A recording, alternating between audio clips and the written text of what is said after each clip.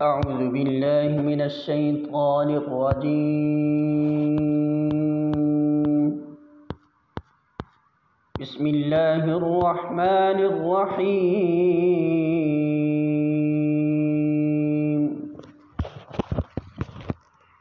يا أيها الذين آمنوا إذا تداينتم بدين إلى أجل مسمى فاكتبوه، وليكتب بينكم كاتب بالعدل ولا يأب كاتب أن يكتب كما علمه الله فليكتب، وليملل الذي عليه الحق وليتق الله ربه ولا يبخس منه شيئا، فإن كان الذي عليه الحق سفيعا أو ضعيفا أو لا يستطيع أن يمل هو فليملل وليه بالعدل، واستشهدوا شهدين من رجالكم فإن لم يكونا رجلين فرجل وامرأتان ممن ترضون من الشهداء أن تضل إحداهما فتذكر إحداهما الأخرى، ولا يأبى الشهداء إذا ما دعوا، ولا تسأموا أن تكتبوه صغيرا أو كبيرا إلى أجله، ذلكم أقسط عند الله وأقوم للشهادة وأدنى ألا ترتابوا إلا أن تكون تجارة حاضرة تديرونها بينكم فليس عليكم جناح ألا تكتبوها، وأشهدوا إذا تبايعتم ولا يضار كاتب ولا شهيد، وإن تفعلوا فإنه فسوق بكم، واتقوا الله ويعلمكم الله والله بكل شيء عليم۔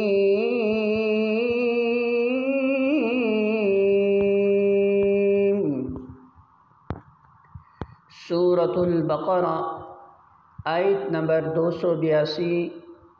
ترجمہ: اے لوگو جو ایمان لائے ہو، جب کسی مقرر مدت کے لیے تم آپس میں لین دین کرو تو اسے لکھ لیا کرو۔ فریقین کے درمیان انصاف کے ساتھ ایک شخص دستاویز تحریر کرے جسے اللہ نے لکھنے پڑھنے کی قابلیت بخشی ہو۔ اسے لکھنے سے انکار نہ کرنا چاہیے۔ وہ لکھے اور املا وہ شخص کرائے جس پر حق آتا ہے، یعنی قرض لینے والا، اور اسے اللہ اپنے رب سے ڈرنا چاہیے کہ جو معاملہ طے ہوا ہو اس میں کمی بیشی نہ کرے، لیکن اگر قرض لینے والا خود نادان یا ضعیف یا املا نہ کرا سکتا ہو تو اس کا ولی انصاف کے ساتھ املا کروائے۔ پھر اپنے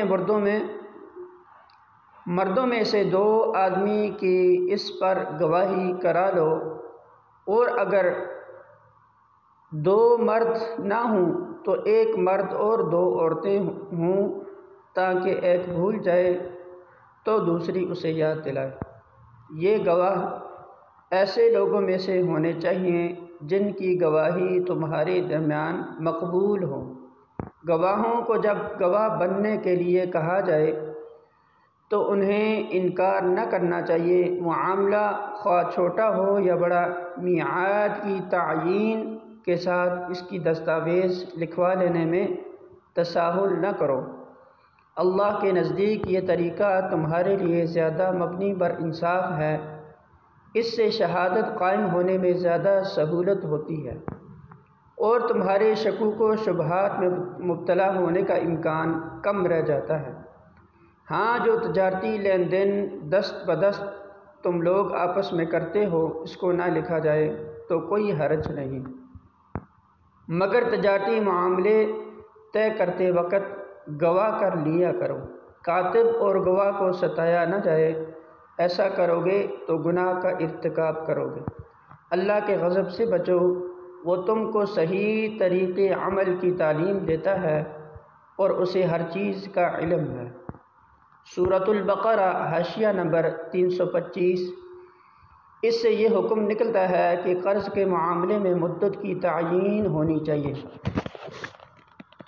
سورۃ البقرہ حاشیہ نمبر 326۔ عموماً دوستوں اور عزیزوں کے درمیان قرض کے معاملات میں دستاویز لکھنے اور گواہیاں لینے کو معیوب اور بے اعتمادی کی دلیل خیال کیا جاتا ہے، لیکن اللہ کا ارشاد یہ ہے کہ قرض اور تجارتی قراردادوں کو تحریر میں لانا چاہیے اور اس پر شہادت ثبت کرا لینی چاہیے، تاکہ لوگوں کے درمیان معاملات صاف رہیں۔ حدیث میں آتا ہے کہ 3 قسم کے آدمی ایسے ہیں جو اللہ سے فریاد کرتے ہیں مگر ان کی فریاد سنی نہیں جاتی۔ ایک وہ شخص جس کی بیوی بد خلق ہو اور وہ اس کو طلاق نہ دے۔ دوسرا وہ شخص جو یتیم کے بالغ ہونے سے پہلے اس کا مال اس کے حوالے کر دے۔ تیسرا وہ شخص جو کسی کو اپنا مال قرض دے اور اس پر گواہ نہ بنائے۔ سورۃ البقرہ حاشیہ نمبر 327۔ یعنی مسلمان مردوں میں سے اس سے معلوم ہوا کہ جہاں گواہ بنانا اختیاری فعل ہو وہاں صرف مسلمان ہی کو اپنا گواہ بنائیں۔ البتہ ذمیوں کے گواہ ذمی بھی ہو سکتے ہیں۔ سورۃ البقرہ حاشیہ نمبر 328۔ مطلب یہ ہے کہ ہر کس و ناکس گواہ ہونے کے لیے موضوع نہیں ہے، بلکہ ایسے لوگوں کو گواہ بنایا جائے جو اپنے اخلاق و دیانت کے لحاظ سے بالعموم لوگوں کے درمیان قابل اعتماد سمجھے جاتے ہوں۔ سورۃ البقرہ حاشیہ نمبر 329۔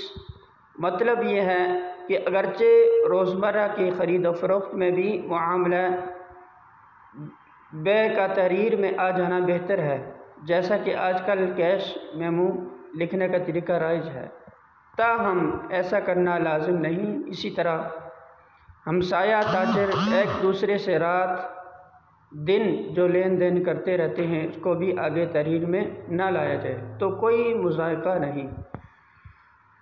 سورۃ البقرہ حاشیہ نمبر 330۔ اس کا مطلب یہ بھی ہے کہ کسی شخص کو دستاویز لکھنے یا اس پر گواہ بننے کے لیے مجبور نہ کیا جائے، اور یہ بھی کہ کوئی فریق کاتب یا گواہ کو اس بنا پر نہ ستایا جائے کہ وہ اس کے مفاد کے خلاف صحیح شہادت دیتا ہے۔